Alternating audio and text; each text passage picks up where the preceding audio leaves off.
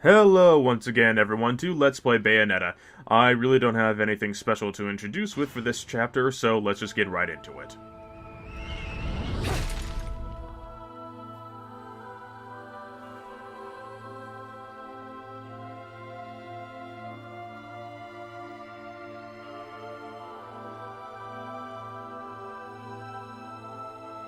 Jesus, this is... My dear sweet child, fear not, for I am watching over you. Don't worry, we'll eventually find out who is saying that in a few chapters. But yeah, what'd you say this is? What this stage is recycled assets from stages all prior to this chapter. The story idea is that you're being sent to Paradiso, and that's tapping into her memories, so these are all things she remembers. Like this clock face, she's seen it somewhere before. Yeah, from the opening prologue section where she and Jean were fighting during the witch hunts. So, this entire stage is made of stuff that we've seen before. And yeah, this massive spirit entry thing, it's just a fancy way of saying, well, these are platforms for us to jump onto. So... and I believe they're only in this chapter, I think. Yeah, I'm pretty sure they are. But yeah, so we're going to cross over here, which is a place where we originally fought the first Beloved. However, drop down over to this grassy platform first. Right over here is one of the most elusive, witch tombs, in my opinion. This was one I was never able to find on my own without a guide. This one, I just never, let my eyes get drawn over towards that side. So I always missed that one.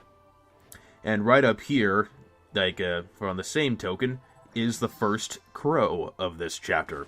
There are 3 in this chapter as opposed to 2, but of course I'll be showing you where those are as well.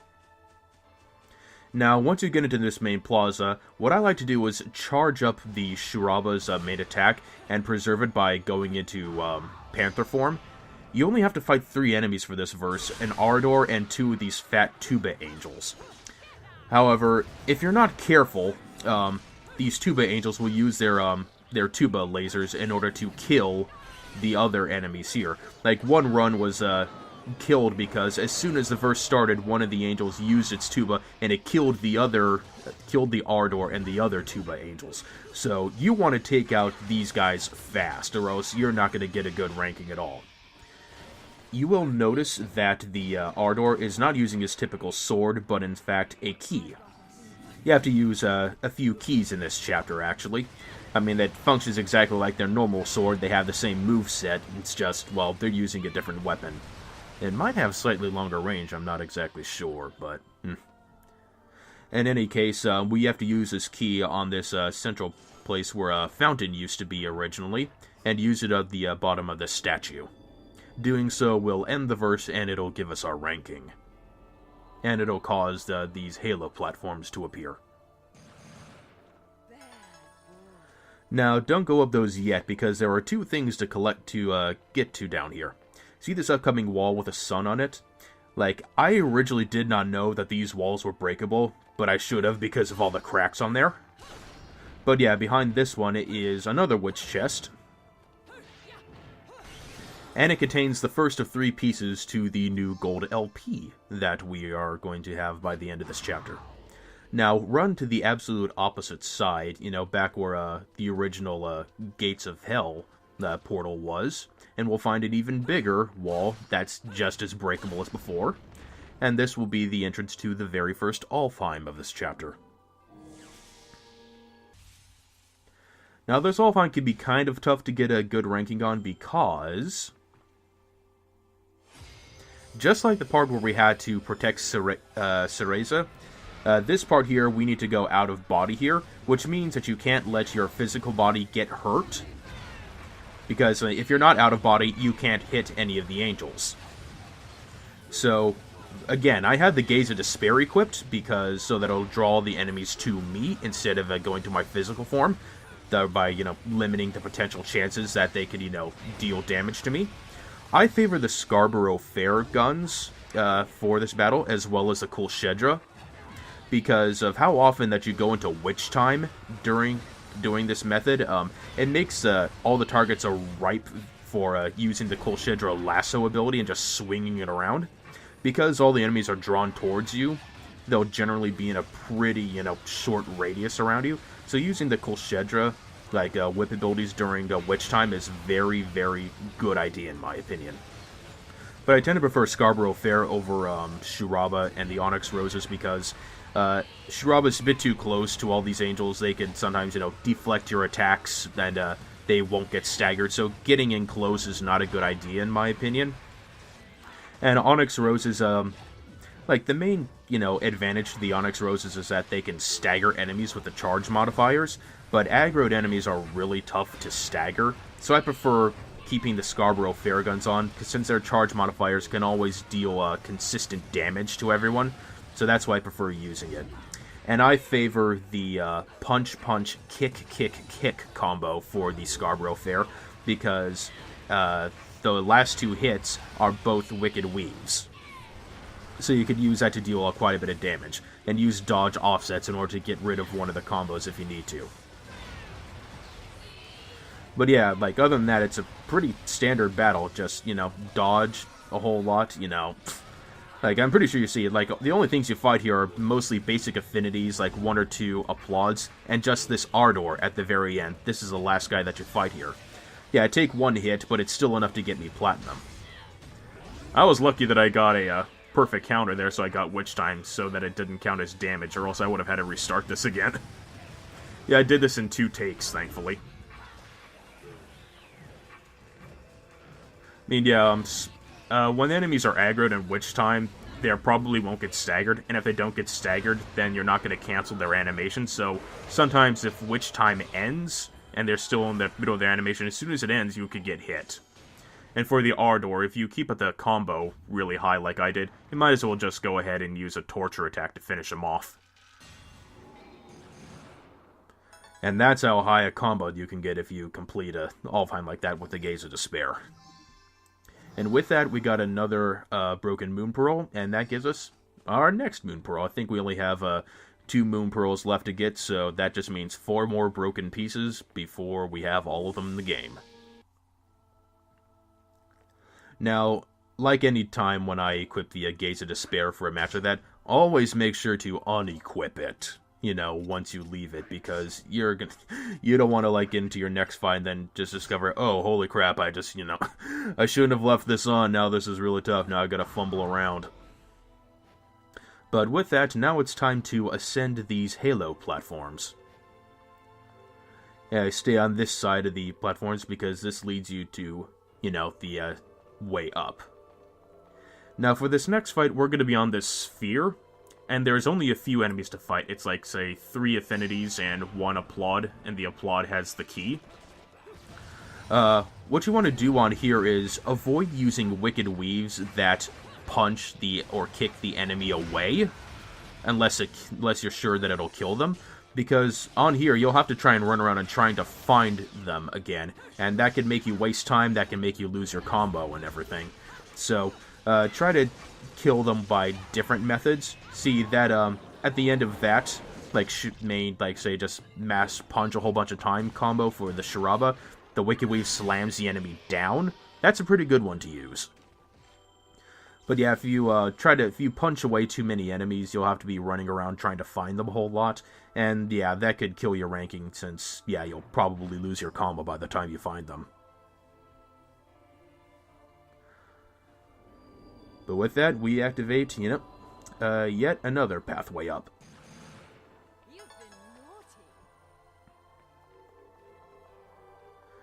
So coming up here, it's the place where we fought the Inspired originally, and we're going to have to descend down the Snakeway Road. There wasn't anything on that side, but I got some magic refill on this side. Good and useful. Now, this sequence is going to be kind of strange. That thing there is called the Golem. I'll talk a bit more about it later, but it's a recurring obstacle in this chapter, as well as the boss of the chapter. As you're running down here, he will send out those little lightning streams like what those Witch and Lumen statues do. Which you will dodge, and they will give you Witch Time. And it will always, catch up to you. It'll, like, speed up if it has to in order to keep the tension high. in order to get a good combo ranking for this, use the Witch Time in order to beat up all the angels that you come by. You don't need a high combo against them, but you at least need a fair, like, say, combo against them. Like, coming up here, you're going to have to fight 3 in a row. This is a good one to, like, say, build up a small combo with. Of course, like, make sure, you don't get run over by the Golem rolling down to catch you, but... Like, I probably... like, say, did more than I had to in order to get the platinum for combo for that section. But it's something you always want to be wary of. Like, no matter what, you're probably still going to get a good ranking for time. And, of course, you don't get damaged. But, so, the only tricky one there is the combo. Seems like one of the cogs is missing. Yes, right here. See, notice these doors? That golem that was chasing us is made... out of the same material that makes up those breakable little walls that we've been seeing throughout the game. If you get on here, then we start to strip a pole around. Now you turn the control stick counterclockwise in order to rotate it, around to its left, and that'll bring us to this path. And coming up here, we're going to be in the main Vagrant Plaza again, where we met Luca for the first time. And there's an interesting gimmick to this area right here. Because this is the third place where we need to get a key. You think it's out in the open, but then this golem comes down and breaks it into 5 pieces, which go into 5 different witch tombs. Here, the 2nd, 4th, and 5th tomb you open will contain an enemy in it, and they will always be the same enemies. It's going to be a Grace, a Glory, and a Fairness. So, okay, first thing I do right over here is I try to catch this, the second crow. This one runs away really quickly when you get to it, even if you walk up to it. So, you need to get into Panther Within in order to try and catch it before it can fly away. But don't worry, if you miss it, just, it'll just fly back again, so nothing really to worry about.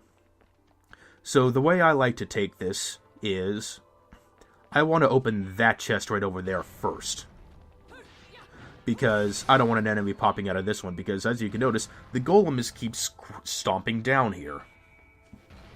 And yes, it will damage you if it lands on you, and it will count against your damage ranking at the end of the verse. Always dodge, when you open this chest, because you'll probably get into Witch Time, and you'll be able to get some free hits across this glory right here. So I prefer to fight them one at a time. Up here in this little, little alcove area, the golem will not fall. If the golem lands on you, it'll actually do this cartoonish effect where it'll flatten Bayonetta out into, this paper form. It'll, the paper form will, pop up and then just, float down and then pop back into 3 dimensions. It'll also hurt enemies, but never really count on it. So, yeah, here we fight the Grace. Yeah, I finally figured out which one is which now. It's best to, of course, try to fight them one at a time, and, little areas out of the way so that the golem can't crush you. If you walk around, you'll eventually notice, what are the limits of where the golem will go. The golem can hurt the enemy if it lands on them, but that also means, if it's in the same exact place where you are, it can hit them too. I got lucky there, and, it hit the enemy and not me, so I was able to knock him down for a second. So that's 4 pieces of the key collected, and right here is where you will open up the Fearless. Oh, sorry, the Fairness. Yeah, the Fairness. I prefer using the Scarborough Fair against them so I can keep a distance initially, and then when I get the Witch Time, I go into the Sharaba combos. I've fought Fairnesses enough that that their moves are pretty easily predictable by me now, and against this Fairness is pretty much where you're going to want to try and build up your combo, because you'll be able to get Witch Time against it more often and get some torture attacks against it. And with all 5 of them defeated, you'll have a complete key, and the golem will stop crushing down in the middle of the plaza now. But this chapter kind of reminds you of something that I actually don't really like too much about, at least the first Bayonetta. It's that it kind of feels repetitive in its use of assets. I know, they've talked about of course, asset reusing is a bit inevitable in these things. You need to find new ways of using it in order to reduce your budget in terms of time and money. But when chapters do things like this, it makes me feel like, there's not a good sense of progression through the story. I mean, this is the third time we've been in this, plaza. First time when we, when we first met Luca. The second time in the next chapter when everything was set on fire. And now this is the third time. And that's something the second game does better. It feels far less repetitive. Now we're coming up to my least favorite standard enemy of the game. I equip Pulley's Butterfly. I don't care if it's a little bit cheap or not, because they take damage. And right here is another Broken Witch Heart. Yeah, some people look down on using things like Pulley's Butterfly to deflect damage for these things. I think it's a bit, shows a lack of skill. But I use them against these guys. And because I walked away, before the summon was finished, the butterflies don't actually appear, which is why I get hit as soon as this cutscene ends. Yeah, this is another enemy you're going to have to dodge right as soon as their intro cutscene ends. This is Kinship. I hate this guy. I hate this angel. Their attacks are so easy to get hit by. They attack in groups, and it's so easy to get blindsided by anything. Because they can do things like this.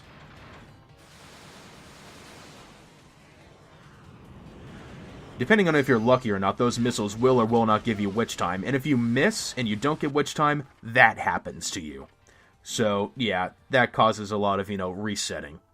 Here, this time, I actually properly got the Pulley's Butterfly to come out before the cutscene began. So, I was actually able to, I only lost some magic there instead of life. So, they send off these missile salvos, and in this red core that I'm hitting now, I believe they could shoot something like similar to the eye lasers that Temperantia's head could do. And they have these chains that try to come out and grab you. Like, the idea is that all these attacks have different sounds, so you'll always know what's coming based on what sound it makes. I got really lucky against this second Kinship here. This guy did virtually nothing against me while I was beating him up. Except for this, like, I was dodging his claw chain was still out, and look, it still grabbed me, like, even though it was dead. What kind of... I hate that. I hate fighting Kinships.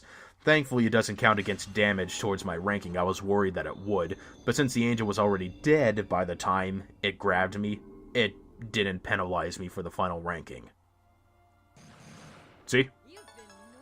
But yeah, their third attack is, shooting, like you saw, like, they have, like, those cherub faces. They could shoot a big, huge laser out of there, and depending on where they fire at you, it'll reduce the amount of places you can actually land on the Kinship in order to try and fight them. Like, I truly hate fighting them. Like, I'm sure, okay, you see right here after you have to jump on one of the Kinship carcasses to get over to this floating platform to reach its Alfheim. But Kinships are going to reappear next chapter, and I'm not looking forward to it. And I'll talk more about that later. But here, we've got a pretty short Alfheim. Defeat all enemies within the time limit. Well, that sounds easy enough. What do we have to fight? Oh crap, it's Jean. Well, don't worry too much. This is her iteration from, the flashback from the early chapter. She got one hit on me, but look at this.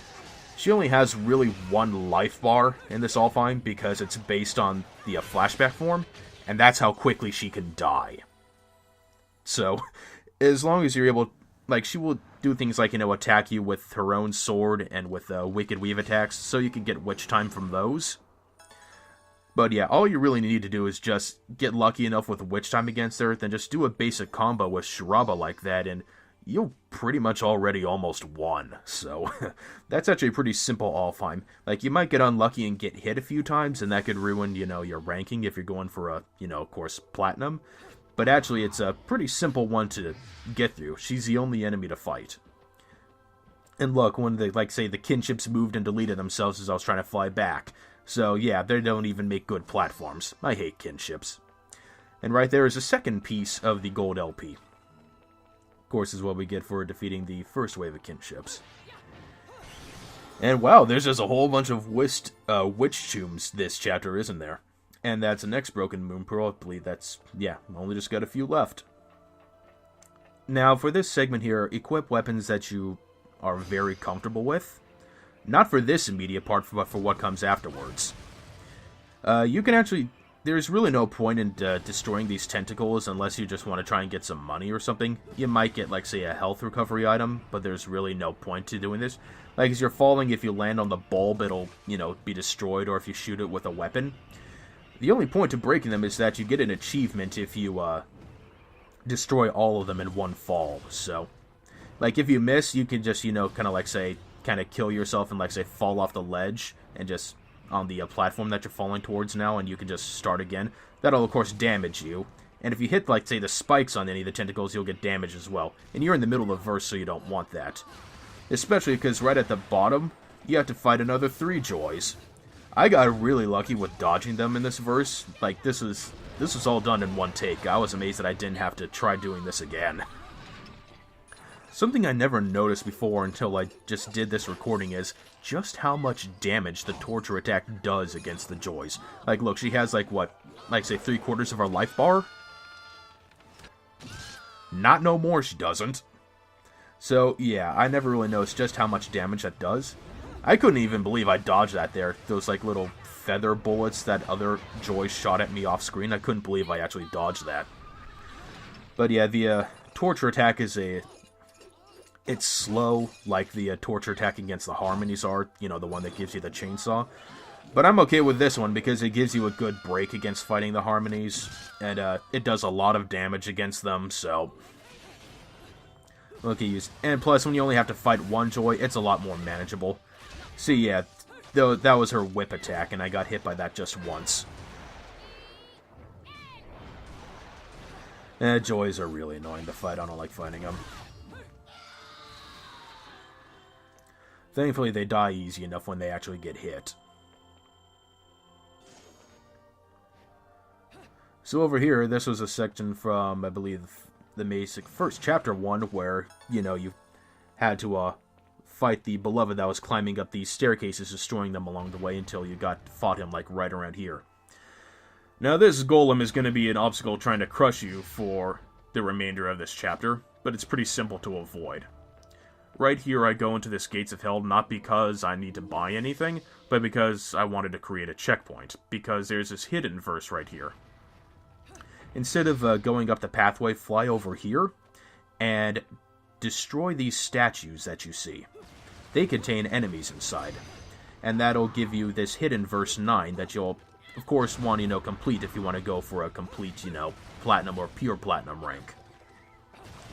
So it's just these 3 enemies, 2 affinities, and 1 applaud. There's really nothing special about it, just make sure you like, say, get into Witch Time at least once so you can build up a good combo against them. I wanted to get a torture attack against this guy, but I screwed that up. At this point, I forgot that one of them was still around, and yeah, that one kind of, like, say, sprang up on me. I was a bit worried that I was going to ruin my combo because it dropped, you know, in between the applaud and that affinity.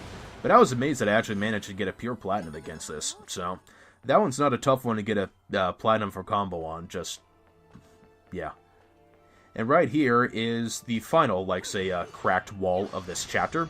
And behind it is the final piece of the new gold LP.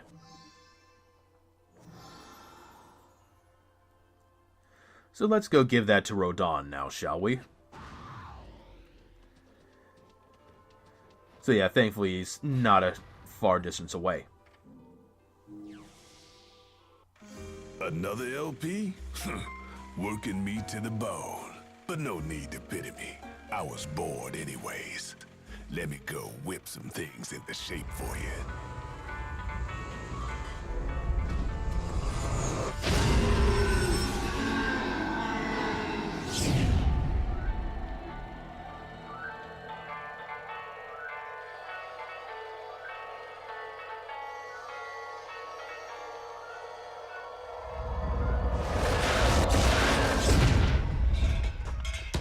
Got my hands on a good one this time.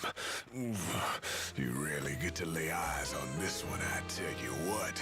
He is not kidding. Lieutenant Colonel Kilgore is one of the best weapons in the game. What are they? They're rocket-launching tonfas, that's what they are. And they can be equipped to the hands and the feet, which is why an alternate version exists. So I bought that as well. So I'm about to show off exactly what you can do with the Lieutenant Colonel Kilgore. Here I have them equipped to both the hands and the feet. So they are slow on the attack, but their charge modifier fires a rocket. And yeah, that's very useful. Like, say, when you equip either one or the other. They are the slow, powerful weapons of this game. Now, their bullet climax, you know, where you spin around attack, not really, you know, too impressive. Like, yeah, I try to pull that off. That's kind of what they do. You know, you spin it up.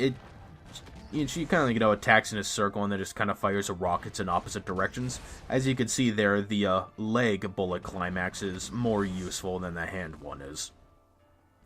But yeah, the Shuraba Kilgore combo is one of the most popular weapon sets amongst a lot of Bayonetta players, and I like it as well. You can get a lot of really highly damaging combos with Shuraba and Kilgore. And I'm probably going to be using it for most of the rest of the LP. Now, on this platform, you can see those, like, say, half-circle glyphs that appear on this road. Those are pretty much the only things you can actually land on. See, I passed through the rest of the platform there. Like, the platforms at the beginning of the stage you can land on just easily. However, these, you need to stand on certain places in order to cross this path. And we are about to fight this Golem in just a little bit, but he's, you know, just trying to crush us and be in our way until such time. And yes, if you get hit here, you will get flattened paper thin, just like you could back in the Vagrant Plaza. Nothing really too much to say here, except, you know, dodge getting hit and traverse the platforms. But I guess back to what I was saying before, this game kind of has a nasty habit of feeling a bit repetitive in terms of its story. In terms of its level progression. Like, again, these are all assets that we've played through before, and I guess I've grown to really kind of dislike having to replay certain sections like that in games. Like, as I mentioned before, Bayonetta 2 doesn't make you revisit things like this. Oh, and don't worry about these statues. I just break these to show you that they do not house any angels in them that you have to fight, so you don't need to worry about any more enemies for right now. And it's actually kind of one of the reasons why I found I don't really like too many of the Devil May Cry games that much. I find that there's just too much, you know, repeating the same places that you have to go through again and again.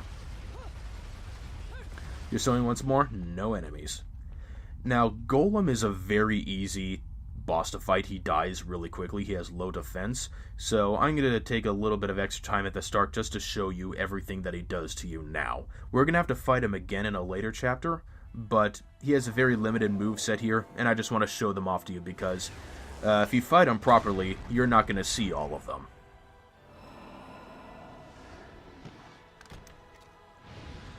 Again, you're going to want to dodge as soon as the cutscene ends. Because he's a shape-shifting boss, and he will always start off by turning into that little snake and trying to bite you. It's very fast, it's possible to get witch time from it, but not always. The second thing he does, if you're really close to him, he turns into a pair of hands and tries to either punch you or clap you. This is a form that's most easily to fight against because it's easy to get witch time from it, and it leaves the core exposed for a high damage. Turning into a bird, he will throw these tornadoes at you, which you cannot get witch time from, and he will also do that at you sometimes. He will, like, disappear, clip behind the wall, and just try to ram you. You can see he's turning yellow, just like those Golem walls before. The more you beat it up, the more yellow it turns, and after you beat it up so many times, it will just break apart, exposing the core for a while. That will leave it stunned and confused, but that takes a long time to get, of, like, hitting the outside shell. The better way to do it is to do what I'm going to do here. Stay close to him, because that will almost always trigger the hands, dodge and get witch time, and then just beat up on the core. So yeah, generally, yeah, when you're close to him, he'll do an attack with the hands. And sometimes the dragon. So that's what I prefer to do, and it's really simple to just beat him up from that. When you know that system, I mean, look, he's dead. He's already dead. That's all you needed to do. And all we need to do is just use the climax on him.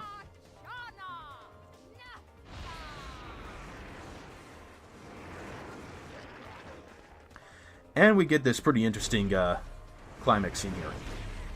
We're going to volleyball him.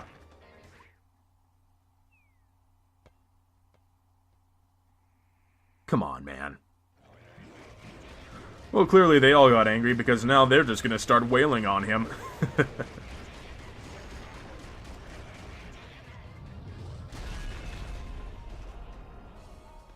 So that's how you take care of the Golem. He's pretty easy once you know what to do.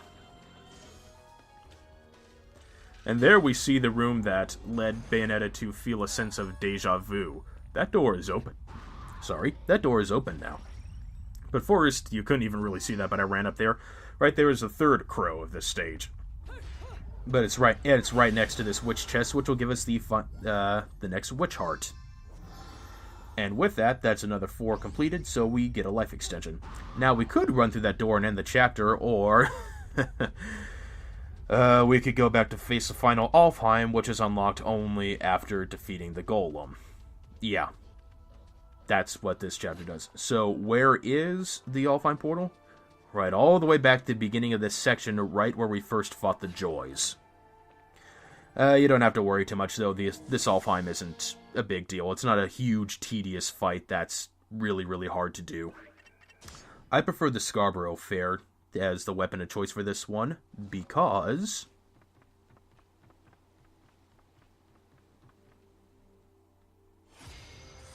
we only got limited kicks and punches this time, and I like using the charge modifiers. What you have to fight here is a simple fairness and fearless, no more, no less. So, again, I favored the punch, punch, kick, kick, kick combo. So, and of course I like hold down the buttons so I could keep the charge modifier bullets keep firing as I'm beating them up.